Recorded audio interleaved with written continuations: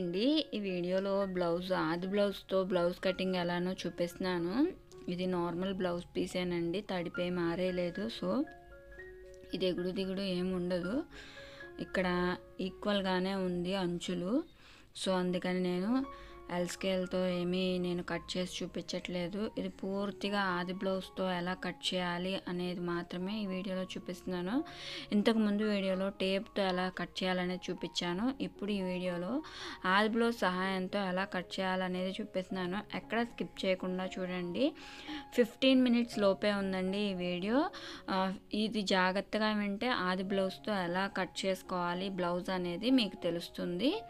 ఎక్కడ స్కిప్ చేయకుండా చూడండి. నచ్చితే అర్థమైతే ప్లీజ్ లైక్ చేయండి. అలానే నా ఛానల్లోని వీడియోస్ని మీకు ఒకసారి చూసి అబ్జర్వ్ చేసి నచ్చితే ప్లీజ్ సబ్స్క్రైబ్ చేసుకోండి. ముందుగా బ్లౌజ్ని ఇలాగా ఫోల్డ్ చేసి ఈ బ్లౌజ్ పీస్ మీద ఈ విధంగా వీడియోలో చూపిస్తున్నట్టు ఇలా వేయాలన్నమాట. ఎక్కడ ముడతలు లేకుండా పొడవు ఇక్కడ ఆర్మ్ హోల్ దగ్గర లూజు, ఇది చెస్ట్ లూజ్ అనమాట. ఇక్కడ తిత్తులు ఉంటే టైట్ అయిపోయింది. ఇక్కడ కరెక్ట్గా ఉంచాలన్నమాట. కింద వైపున మనం ఖర్చులోకి కొంచెం క్లాత్ వెళ్తుంది కాబట్టి కొంచెం ఒక 1/2 ఇంచ్ క్లాత్ పైకి పెట్టేసేసాను అనమాట. బ్లౌజు షోల్డర్ దగ్గర కూడా ఖర్చులోకి క్లాత్ వెళ్తుంది కాబట్టి ఒక 1/2 ఇంచ్ పైకే మార్క్ చేసుకోవాలి. ఇక్కడ స్టిచ్చింగ్ పాయింట్ వరకు, అంటే ఇది ఎంతవరకు ఉందో అంతవరకు మార్క్ చేసి ఒక 1/2 ఇంచ్ పైకి మళ్ళీ మార్క్ చేశాను. నెక్ ఎంత ఉందో అంతా ఒక 1/2 ఇంచ్ యువతలకి మార్క్ చేసుకోవాలి. ఎగ్జాక్ట్గా బ్లౌజ్ అంతే మార్క్ చేసుకుంటే కుట్టే సరికల్లా ఇంకొంచెం లోపలికి వెళ్తుంది కాబట్టి మనం ఈ ఆది బ్లౌజ్కి కొంచెం 1/2 ఇంచ్ ఎక్సెస్ తీసుకోవాలి. ఇక్కడ నడుము దగ్గర మటుకు మనం ఎలాగో ఒక 1.5 ఇంచ్ 2 ఇంచ్ ఖర్చు పెడతాం కాబట్టి ఎగ్జాక్ట్ నడుము దగ్గర మటుకు సేమ్ ఆది బ్లౌజ్ ఎంత ఉందో అంతే అంతవరకే మార్క్ చేయాలి. ఇంకా ఆర్మ్ హోలు ఇదంతా కూడా సేమ్ యాజ్ ఇట్ ఈజ్ ఆది బ్లౌజ్ ఎలా ఉందో అలాగే ఈ విధంగా మార్క్ చేసుకోవాలన్నమాట. ఇప్పుడు ఒకసారి మీరు కొలుచుకొని కూడా చూడండి. మనం బ్లౌజుని టేప్తో ఎంత తీసుకుంటాం, 15 ఇంచెస్ తీసుకుంటాం. కరెక్ట్గా 15 ఇంచెస్ వచ్చింది కదా. అలానే చెస్ట్ లూజు ఇక్కడ 10 ఇంచెస్ పైన ఉంది, అంటే 41 ఇంచ్ అనమాట. 42 ఇంచెస్ 10.5 ఇంచ్ ఉంది కాబట్టి ఇక్కడ 40 అబవ్ ఉంది కాబట్టి 6 ఇంచెస్ వచ్చేసింది. చూస్తున్నారు కదా. కరెక్ట్గా మనం ఆది బ్లౌజ్ కనుక ఈక్వల్గా ఫోల్డ్ చేసుకొని ఎక్కడ ముడతలు లేకుండా కనుక పెడితే ఇక్కడ టేప్ మెజర్మెంట్తో మనకి వచ్చేస్తుంది అనమాట. మనం ఎలా టేప్తో కొలుచుకొని డ్రా చేస్తామో అలా వచ్చేస్తుంది. నేను టేపు చూస్తాను, ఆది బ్లౌజు చూస్తాను అనమాట. టేప్తో ఏంటంటే మనకి కరెక్ట్గా ఫిట్గా ఉంటుంది. ఆది బ్లౌజ్తో 2-3 ఉతుకులు పడేపాటికి అది అటు ఇటు సాగిపోతుందండి. అందుకని నేను టేప్ కూడా దగ్గర పెట్టుకొని టేప్తో కూడా కొలుస్తాను.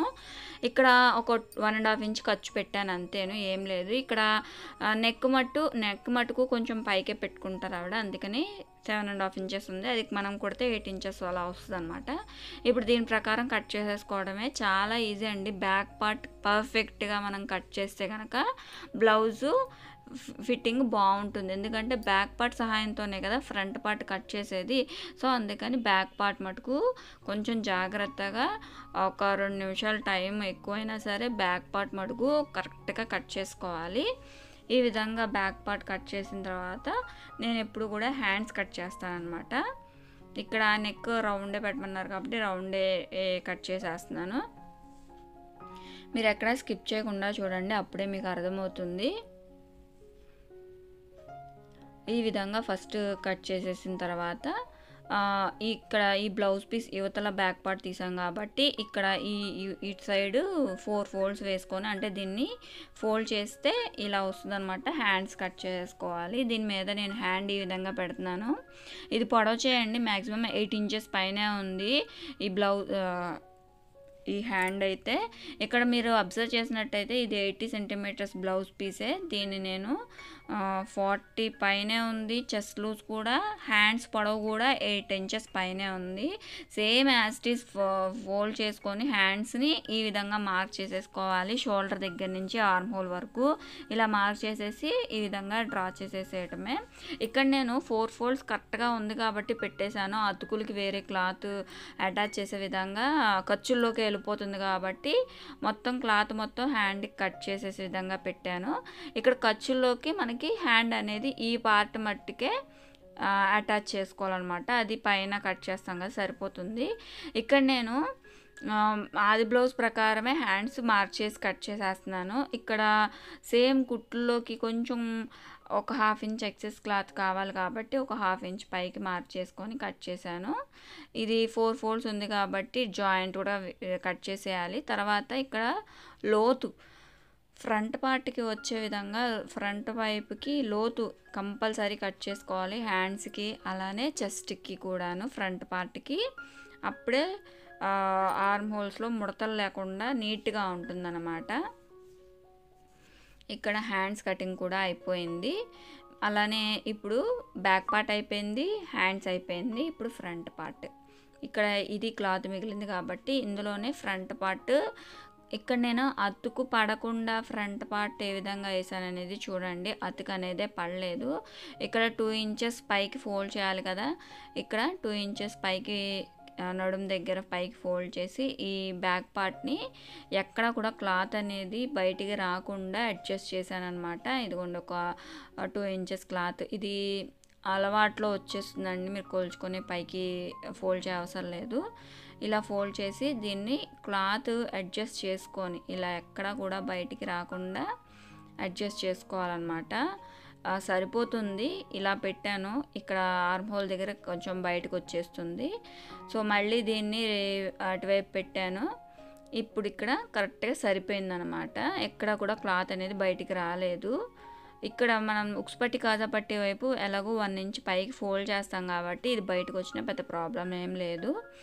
సో ఈ విధంగా ఫస్ట్ వేసేసుకొని దీన్ని చుట్టూతూ కూడా బ్యాక్ పార్ట్ ఏ విధంగా అయితే ఉందో ఆ విధంగా మొత్తం కూడా చుట్టూ డ్రా చేసేసుకోవాలి. వీడియోలో చూపిస్తున్న విధంగా ఆర్మ్ హోలు, అలానే చుట్టూను నడుం దగ్గర అంతాను.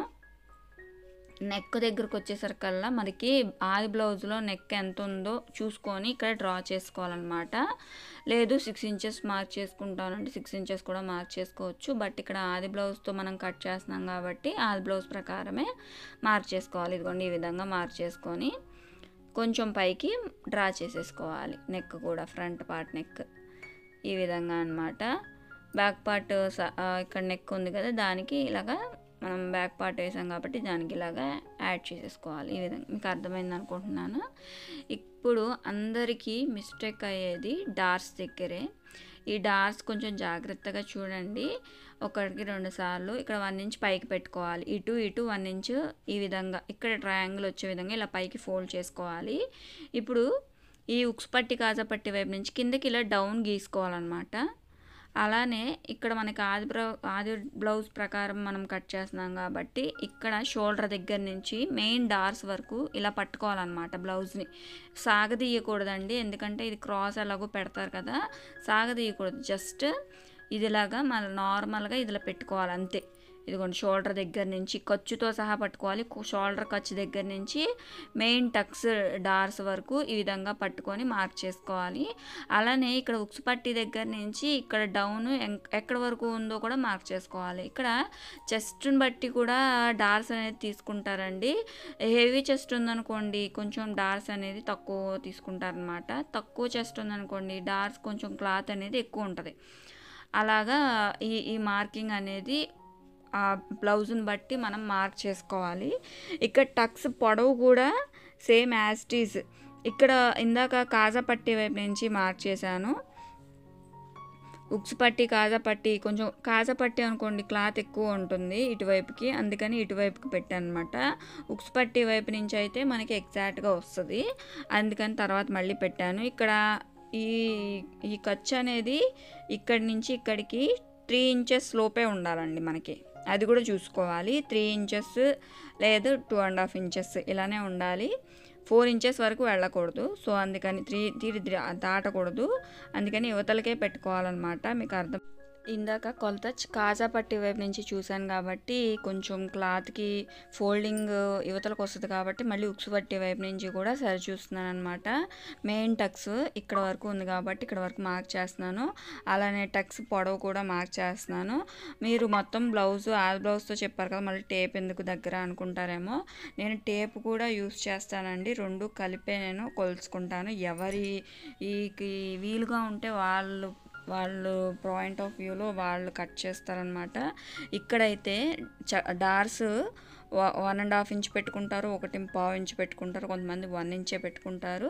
బట్ మనకు ఆది బ్లౌజ్ ప్రకారం మార్క్ చేసుకోవాలి కాబట్టి దీని ప్రకారం మార్క్ చేశాను. సో ఇక్కడ నుంచి ఇట్లా పైకి మార్క్ చేసేసుకోవడమే. ఇక్కడ కింద మార్క్ చేయలేదు కాబట్టి జస్ట్ ఇది కూడా ఉంచాను. ఇప్పుడు మొత్తం మార్కింగ్ కంప్లీట్ అయిపోయింది కాబట్టి తీసేసాను. ఇలా షోల్డర్ దగ్గర కూడా మార్క్ చేసేసుకొని ఇక్కడ ఆర్మ్ హోల్ ఒక 1/2 ఇంచ్ కిందకి ఇలా డౌన్ మార్క్ చేసుకొని కంపల్సరీ ఫ్రంట్ పార్ట్కి ఆర్మ్ హోల్ డౌన్ అనేది గీసుకోవాలి. ఈ విధంగా ఇక్కడ చెస్ట్ మెయిన్ టక్స్ ఏముంది మీకు కొంచెం కన్ఫ్యూజ్ అవ్వచ్చు. నేను మొత్తము ఆది బ్లౌజ్ ప్రకారమే మార్క్ చేశాను. మీరు కావాలంటే ఒకసారి చూసుకోవచ్చు. ఇదిగోండి ఇక్కడ చెస్ట్ షోల్డర్ మిడిల్ పాయింట్ కరెక్ట్గా వచ్చిందనమాట మెయిన్ టక్స్. ఈ విధంగా ఇక్కడ ఉక్స్ పట్టి కాజా పట్టి వైపు కూడా టక్స్ మార్క్ చేస్తున్నాను అనమాట. 2.5 ఇంచెస్ ఇక్కడ చూస్తున్నారు కదా, మెయిన్ టక్స్ 2.5 ఇంచెస్ ఉంది. ఇక్కడ కూడా ఉక్స్ పట్టి కాజా పట్టి వైపు కూడా 2.5 ఇంచెస్ మార్క్ చేసుకోవాలి. ఇక్కడ టక్స్కి మధ్యలో గ్యాపు 2 ఇంచెస్ పైనే ఉందండి. అందుకని ఒకసారి చూస్తున్నాను టక్స్కి మధ్య గ్యాప్ ఇక్కడ ఆది బ్లౌజ్ ప్రకారము ఆది బ్లౌజ్లో ఎలా ఉంది సేమ్ అలానే ఉంది. ఇక్కడ కూడాను ఆది బ్లౌజ్లో కూడా ఇంతే గ్యాప్ ఉంది. సో అందుకని నేను అలానే ఉంచేసాను. ఇక్కడ మిడిల్లో నుంచి ఈ రెండింటికి మిడిల్లో ఒక ఎగ్జాక్ట్ ఆర్మ్ హోల్లో టక్స్ ఉంటుంది కదా, దాన్ని ఇలా మార్క్ చేస్తున్నాను అనమాట. మనకి కస్టమరు ఒకసారి బ్లౌజ్ ఇస్తే సేమ్ యాజ్ ఇట్ ఈస్ మనం అలానే కుట్టామంటే ఇంకా కస్టమర్ ఇంకా వేరే చోటికి వెళ్ళరండి, అది గుర్తుపెట్టుకోండి. ఈ కస్టమర్ కూడా అంతేను, ఎప్పటి నుంచో యాంటీ నాకే ఇస్తారు బ్లౌజు. ఇలాగా మొత్తము కూడా గీసిన దాని ప్రకారము కట్ చేసుకోవాలి. ఇక్కడ ఫ్రంట్ పార్ట్ కట్ చేసేటప్పుడు చాలా జాగ్రత్తగా కట్ చేయాలి. ఎక్కడ కూడా కట్స్ అనేది రాకూడదు. కత్తెర పెట్టాము అంటే అలా కట్ చేసుకుంటూ నైస్గా వెళ్ళిపోవాలి. కొంతమంది కట్ చేస్తారు, మధ్యలో కట్టింగ్ వచ్చేస్తూ ఉంటుంది, అలా రాకూడదండి. కత్తెర అనేది మొత్తం కట్ చేసేయకూడదు. ఇదిగోండి పాయింట్ వరకు మొత్తం కట్ చేసుకోకూడదు. అప్పుడు కట్ కింద మీకు తెలుస్తుంది ఆ కటింగ్ విధానం అనేది.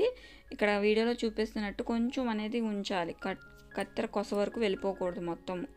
ఇలాగ కట్ చేసుకుంటే మీకు నీట్గా కటింగ్ అనేది వచ్చేస్తుంది అనమాట. ప్రొఫెషనల్స్ కట్ చేసినట్టు వచ్చేస్తుంది నీట్గా. ఇప్పుడు ఇంకా మిగిలింది ఏంటి, షేప్ బెల్ట్ కూడా సేమ్ యాజ్ ఇట్ ఈస్. ఇక్కడ కింద ఖర్చుల్లోకి కొంచెం క్లాత్ అనేది ఫోల్డ్ చేస్తాం కదా, సో అందుకని ఖర్చుల్లో వరకు ఎంత ఉందో అంతా మార్క్ చేసుకోవాలి. ఇక్కడ పై వైపు కుట్టులోకి వెళ్తుంది, కింద వైపు కుట్టులోకి క్లాత్ వెళ్తుంది కాబట్టి ఎక్సెస్ కట్ చేసుకోవాలన్నమాట. ఈ షేప్ బెల్ట్ అనేది కొంచెం ఎక్కువేను. ఈ విధంగా మార్క్ చేసేసుకొని ఫస్ట్ షేప్ బెల్ట్ పొడవు ఎంత తెలుస్తుంది, ఎంత వస్తుంది అనేది మార్క్ చేసుకొని ఈ విధంగా మొత్తం మార్క్ చేసుకొని కట్ చేసుకోవటమే.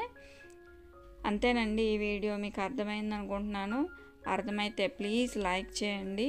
అలానే నా ఛానల్లోని వీడియోస్ని ఒకసారి చూసి ఛానల్ నచ్చితే సబ్స్క్రైబ్ చేసుకోండి.